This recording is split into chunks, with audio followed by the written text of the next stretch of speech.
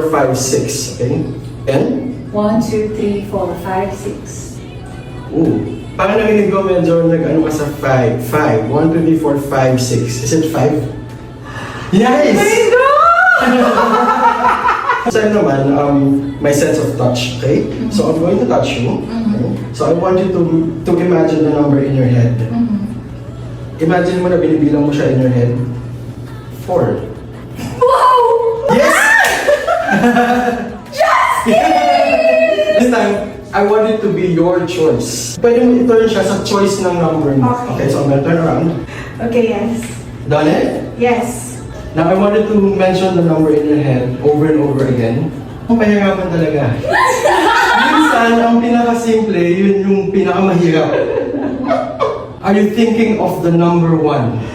Ay, naku siya!